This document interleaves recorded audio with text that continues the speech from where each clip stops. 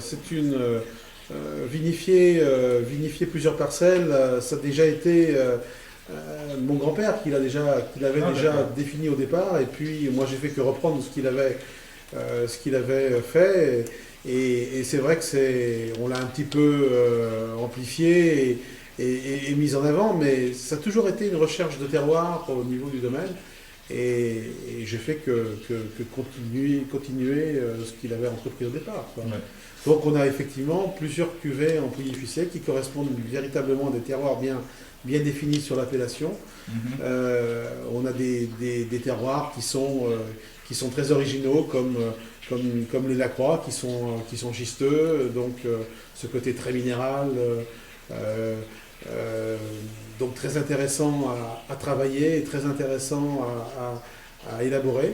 Et c'est sur Fuissé, ce terroir la Croix ou? Absolument. Ouais. Toutes nos vignes sont regroupées sur Fuissé, sur le village de Fuissé. Mhm. Et véritablement, on a des terroirs totalement différents d'un coteau à l'autre. Mhm. Donc ensuite, après, nous avons les Resses, que tu connais bien, Mhm. qui sont plutôt sur des terroirs assez lourds, hein, très argileux, profonds, etc. Mhm. Et qui définissent assez bien l'originalité du Pouilly-Fuissé, des vins très opulents, qui se terminent toujours avec beaucoup d'élégance et de finesse. Mhm. Nous avons la cuvée Claude de Nogent, donc en hommage à mon grand-père, qui s'appelait Claude, et maintenant nous mettons en avant le terroir, c'est l'écras. Donc l'écras, ça correspond à un terroir très calcaire, D'accord. donc des vins un peu plus tendus, un peu moins opulents, un peu plus précis, mais toujours avec beaucoup de potentiel. Et puis le dernier, les Carons. Alors là, c'est une très vieille vigne. On atteint actuellement, on doit dépasser les 92 ans. Mhm. Et c'est des éboulis calcaires, des vignes qui sont très intéressantes à, à travailler, mais qui sont actuellement, je dirais, dans une phase euh, plus limitée du fait qu'elles sont très vieilles et les rendements très petits, quoi. On a très peu de macons, en Ouais. fait on a des macons solutrés Mhm. qui sont sur la commune de Solutré et qui sont un petit peu plus en altitude, donc on les ramasse toujours un peu plus tard, Mhm. mais avec une bonne définition de terroir, du fait que c'est des terrains qui sont extrêmement caillouteux, très calcaires aussi, Mhm. et avec toujours beaucoup de potentiel pour la garde.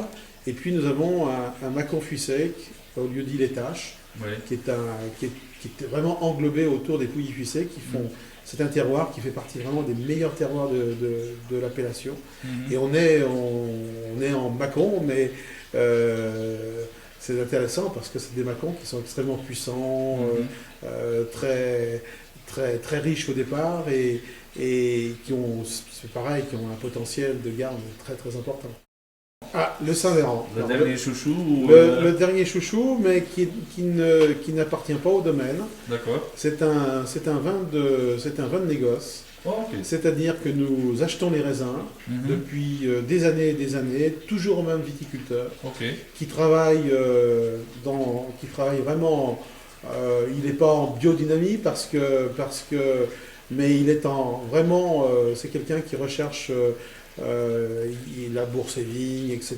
Il désherbe pas. Enfin, c'est vraiment quelqu'un un vieux vigneron. Mhm.